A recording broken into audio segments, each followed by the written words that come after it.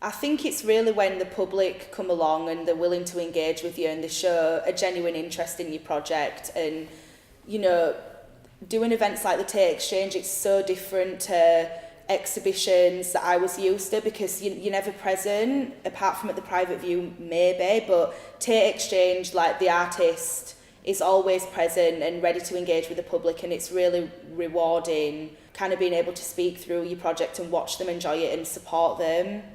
So I think that was what I got out of it.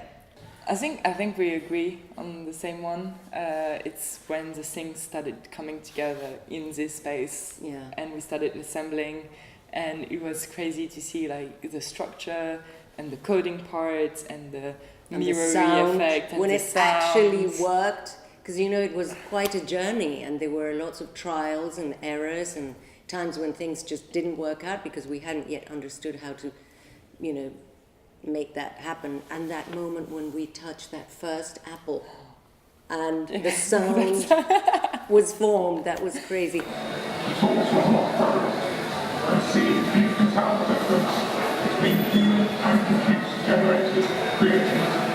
One of the things that stood out for me was my mind image, the robot that was talking about, that was mimicking me to try to take over my job. I find it very interesting, that kind of thing was, established. And it made me feel that, if I don't need to be here, I don't have to be here, because there's something there, I can relate on.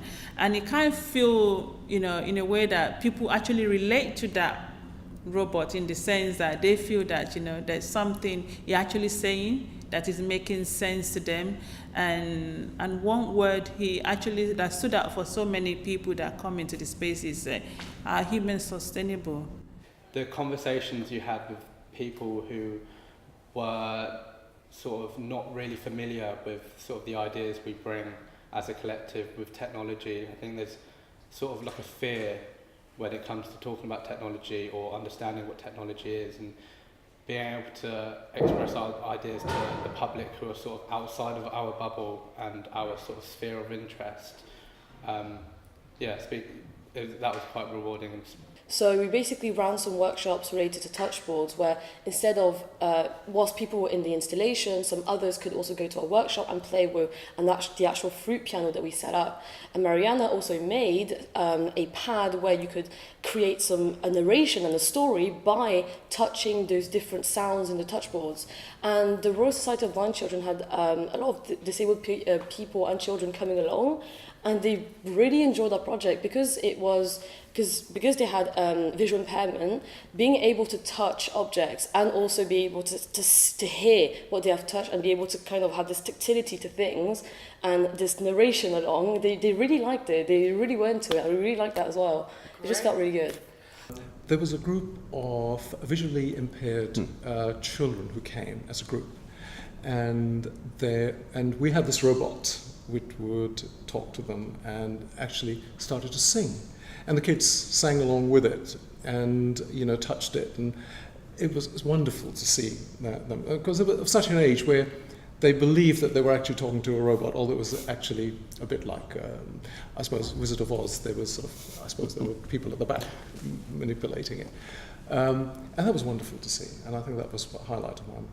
Well, the fascinating thing was that those kids started speaking to me about the true science behind the drone flights and extremely complicated subjects like optical flow. And I was really wowed by that experience. So, yeah.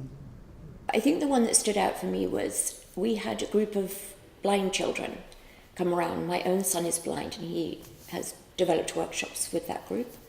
But they were very interested in the multi-sensory aspect of our installation because it was accessible to them, whereas lots of the visual things were not. So they were quite excited by that. And they actually, I went and did a workshop with them afterwards on accessible art. And we had great fun for a whole day. and I'll probably go back and do some more on that. So that was for me really important to realise that we need to make things accessible for everyone.